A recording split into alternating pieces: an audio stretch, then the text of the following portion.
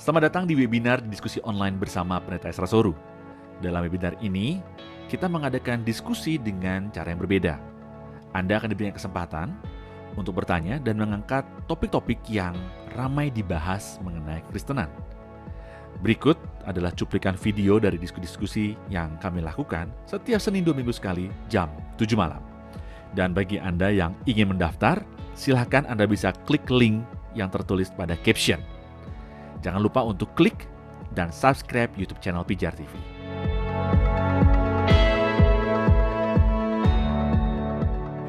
Nah, ada pertanyaan dari Pak Andi. Malam Pak Esra. Malam. Bukankah Matius adalah murid langsung dari Tuhan Yesus? Artinya dia adalah orang paling dekat dengan Tuhan Yesus. Kalau Matius mengambil sumber dari Q, lalu sumber Q itu dapat dari mana? Mana sumbernya? Sementara Matius sudah merupakan sumber terdekat dan percaya karena merupakan murid langsung Tuhan Yesus. Mohon bisa dijelaskan, Pak. Ya, jadi begini. Kan dari urut-urutannya itu kan Markus lebih dulu tulis. Terus nomor 2 Matius. Nomor 3 Lukas. Nanti Yohanes yang keempat. Nah, tapi dari 4 Injil ini itu 3 Injil Matius, Markus, Lukas itu disebut sebagai Injil sinoptik. Sedangkan Yohanes tidak termasuk Injil sinoptik. Sinoptik itu ada sin itu bersama-sama, optik itu melihat. Jadi sinoptik itu artinya melihat bersama-sama. Jadi maksudnya Injil sinoptik adalah Injil yang melihat kehidupan Yesus secara bersama-sama. Kenapa 3 ini dikelompokkan? Karena para ahli mengatakan bahwa sebenarnya Matius, Markus, Lukas itu mengadakan pendekatan kristologi dari bawah. Maksudnya mereka menyoroti Yesus dari bawah. Catat lahirnya, peristiwa kelahirannya, apa yang dia alami pada masa kecil. Nanti memuncak pada siapa dia sebenarnya, yaitu Tuhan atau Allah.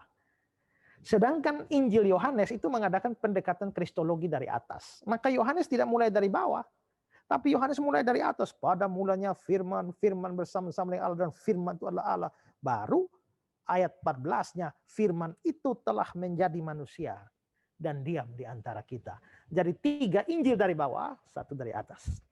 Nah, problem pada Injil sinoptik ini adalah begini. Kalau Markus ditulis lebih dulu,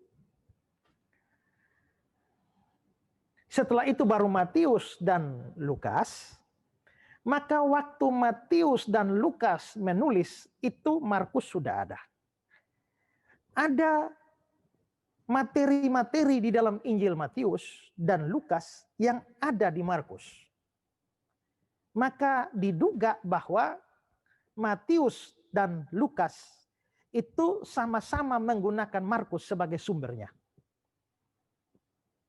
Tapi persoalannya juga adalah ada materi Injil Matius dan Injil Lukas yang tidak ada di dalam Markus.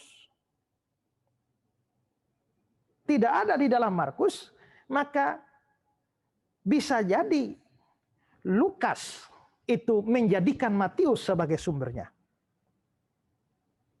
Karena Matius ditulis lebih dulu. Sehingga muncul cerita yang sama di Matius dan Lukas, tapi tidak ada di Markus. Tapi ada kasus lain di mana tidak muncul di Markus, tidak muncul di Lukas, tapi cuma muncul di Matius. Atau tidak muncul di Markus, tidak muncul di Matius, hanya muncul di Lukas. Itu berarti bahwa kelihatannya selain Markus, Matius dan Lukas itu juga punya rujukan lain. Rujukan lain. Nah, rujukan lain ini sifatnya hipotesis. Nah, untuk semua rujukan lain yang sifatnya hipotesis itu di dalam studi biblika itu disebut sebagai sumber key, ya. Nah, memang Matius itu sekarang sumber key ini kan memang Matius. Matius itu kan rasul. Tapi bisa jadi juga adalah bahwa Lukas itu selain merujuk pada Markus, Lukas itu juga mewawancarai saksi mata yang lain, ya kan? ingat bahwa ada rasul lain. Mungkinkah kita tidak tahu bahwa mungkinkah ada informasi dari Rasul Thomas misalnya, yang memang tidak dalam bentuk dokumen, tetapi artinya Thomas itu menjadi sumber key mungkin bagi Matius atau mungkin bagi Lukas. Jadi yang disebut sumber key itu bukan tidak harus bersifat dokumen, tapi ingat ya bahwa dari rasul-rasul itu yang menulis Injil itu kan cuma Matius sama Yohanes. Markus, Lukas itu bukan rasul. Tapi ternyata rasul itu banyak. Matius bisa saja mendapatkan keterangan dari teman-teman rasulnya, atau Lukas juga bisa mendapatkan keterangan dari rasul-rasul yang lain.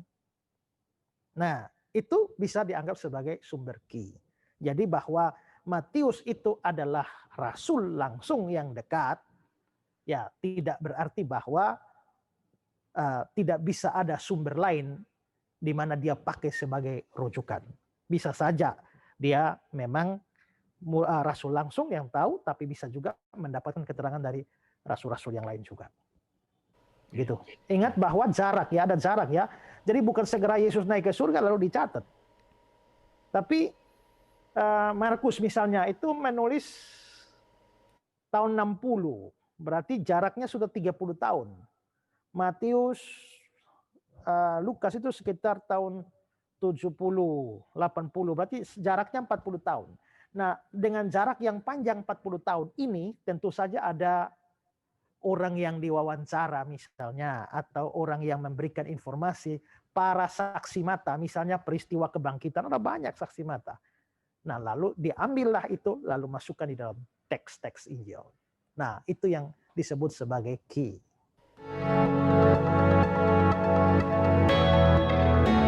Terima kasih, saudara sudah menyaksikan cuplikan diskusi bersama Pendeta Ezra Soru. Jangan lupa segera mendaftar dengan klik link pada caption sekarang juga. Informasi selengkapnya ada pada image di akhir video ini.